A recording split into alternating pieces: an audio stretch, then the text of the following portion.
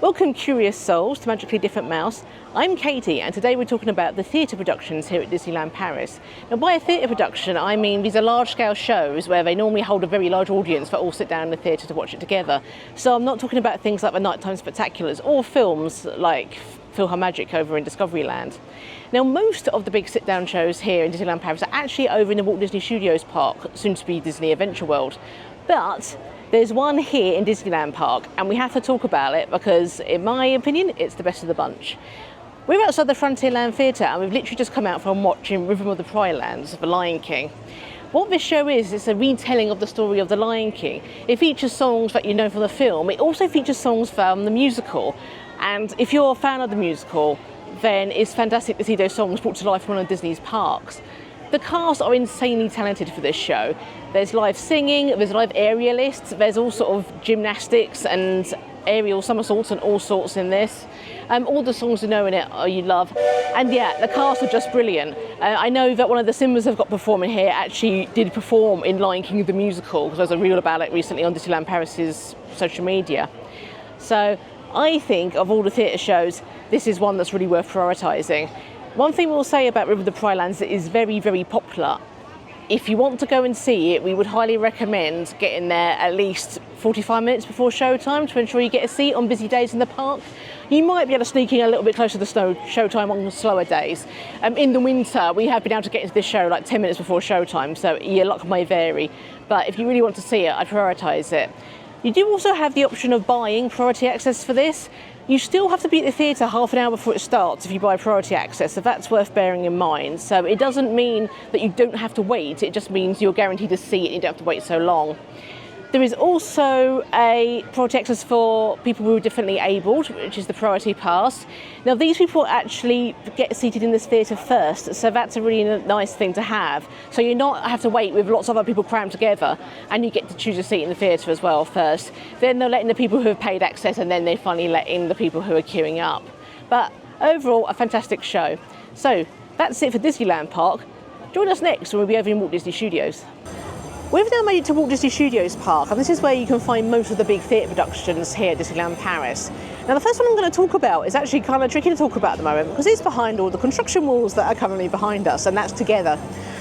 Now Together, its full name is actually Together, a Pixar musical adventure. And what this show is that it's a journey through the music of Pixar. Essentially, the Toys and Andy's room are helping a little girl write a song for a performance, and the music sheets get blown away into different Pixar films. So all the characters go and retrieve it one by one. And then you get music from things like Coco, Up, Monsters Inc. There's a lot of different characters going on here. If you've got a Pixar fan, this is a great show. We actually really enjoyed Together, a Pixar musical adventure, when we saw it. Sadly, we've had it been shut now twice on the trot on our trips, and that is something to note about the theatrical productions here at Disneyland Paris. If we used to say like World, the shows essentially run year round. That doesn't happen here. All the shows will go down for hiatuses, normally a couple of times a year for a couple of months at a time. I think part of it is if they can do work on the buildings, and part of it is also if they can train up casts. So there is a good chance that you might find at least one of the shows shut while you're here. We would recommend Together. It does get very busy when the theatre is open, so we would recommend that you get here quite early. I think when we last saw it, we got here about half an hour, 40 minutes early, and bearing in mind we were in the priority pass area, so for those with disabilities. You can also pay for premium access for this show, which essentially means that you still have to turn up about half hour before showtime, but you're one of the first groups to be seated after those who are differently abled, and you also are guaranteed a seat providing you turn up in advance. And you can kind of reduce your waiting time down a bit. But we do think it's really worth watching here, and this is the theatre that used to hold Cinemagique, and much as I do like Together, I will forever hold a space in my heart for Cinemagique. The next of the theatrical productions here in Walt Disney Studios Park is what's behind us, which is Frozen, A Celebration. This show is set after the first Frozen film, and what it is it starts off in Arendelle with Anna planning a surprise for her sister with the help of Kristoff. And then you go up to Elsa's Ice Palace where they surprise her and everyone sings and everyone's all happy. A few things to note about the Frozen show. One is incredibly popular. Of course, Frozen is massively popular. Of course it is. So this show is always very, very popular. If you're going to pay for access to any of the shows and you have to see Frozen for some reason, then I would probably say this is the one to do it for, because it is the most difficult one to get in. I mean, the queue behind us, there's still a show to come before that queue goes in, and then they're waiting for the next show that's after that. So that gives you an idea of how popular this show actually is. The theatre is quite small compared to the theatres for Mickey the Magician and Together. It is quite a compact theatre. Also, a weird thing in this one is that you move theatres halfway through the show. So when the scene changes from Arundel's to Elsa's Ice Palace, it's not that they change the stage, you change theatres. I think that's just a hangover because this used to be the old animation tour, and that had a theatre where you'd watch clips of this animation and then an actual animator interacting with Mushu. So it's kind of left over from that. I do think it's very weird because everyone kind of like sits down and gets comfortable and then everyone has to pick up and move over. And sometimes it means that, you know, if everyone's put on their stuff on the floor, you've got to pick it up and move it. You've got kiddos who have sat there and you've got to move them. So yeah, I kind of get why it's there. I just don't personally think it's an ideal situation for them to do.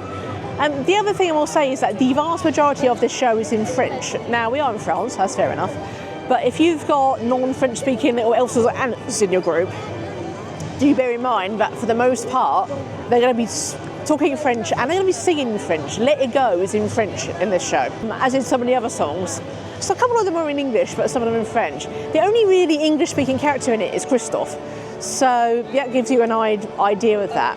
So personally speaking, of all the big theatre productions that we've seen so far, I've still got Alice to talk about later on, this is probably my least favourite out of the set, and I really love Frozen. I just think the whole moving of theatres, the massive waits for it, the very small theatre size, and the show that you get, I'm just not sure it's worth it. I actually prefer the Frozen sing-along that's over in Hollywood Studios in Florida.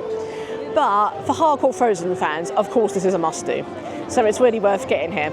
And if you don't want to pay for access, get here early, and I mean like an hour early for a show. Even then you might not get in on a busy day. So just bear that in mind.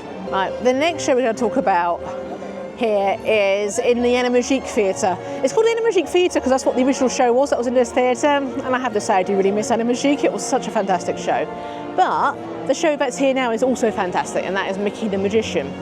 The kind of the storyline here is that Mickey's working for a magician as a cleaner, I think, and he really wants to learn to be a magician himself. So he ends up trying the magician's wand and hat out, and he ends up bringing out characters that relate to magic from Disney. So you do get characters in here. Elsa makes an appearance. Cinderella does a very cool dress change from her normal clothes into her ball gown. You get a bit for Beauty and the Beast. A bit for the Lion King, which is a little strange because there's not really much magic in the Lion King, but hey, I'm never going to moan about Lion King being in a production. Overall, it's a really fun show. Some of the actual magic they do in it is really cool. The musical numbers are fantastic in it. Of the theatre productions that we've seen in this show, I actually think that here at the moment, this is the best one. I do prefer it over Together.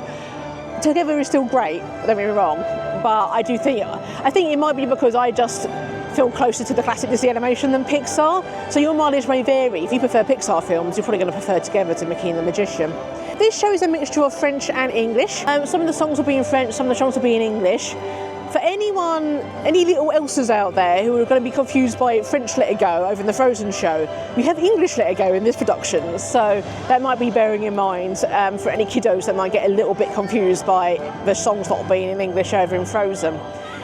But overall, we really recommend Mickey the Magician. Now, it's a big theatre, but oh my lordy, this show gets busy. Now, we were here 5 minutes before a show. The queue not only was filled up the queuing area for the shows, which are pretty big, was spreading all the way out into this courtyard as well. And we expect some of those people aren't going to get in it, to be perfectly honest. So we would strongly recommend, if you want to see this show, get here early. Even if you've got something like the paid for access or a priority card, still try to get here like a half hour before a performance, because then you're far more likely to be able to get in. The queue just closed, there's still people outside here, so not everyone got into that performance. Yeah, don't leave these till the last minute. Try and get to the shows early because they do fill up. But we do really recommend Mickey and the Magician. I do really like this show, and it's well worth viewing while you're here at the Walt Disney Studios Park. The last show to talk about here in Walt Disney Studios Park is Alice and the Queen of Hearts, which is in the theatre just behind us. I've got a feeling the universe never wants us to see this show because it's not on most of the year. It literally runs May to September. And we tried to watch a performance today, and as you can probably tell by my hood, it started raining, which meant the performance was cancelled, literally just after the first number. And it was really obvious when they were doing the first number that it had been amended so that a lot of the stunts, which are a big part of this show, weren't happening. As such, I can't really feel like I can do much of a comment on this show. It's a shame that it's not something that can run year round, but the nature of the show just means that I'm guessing in the winter it's just that they'd have to cancel it too often. And if it was icy, it'd be really unsafe to do.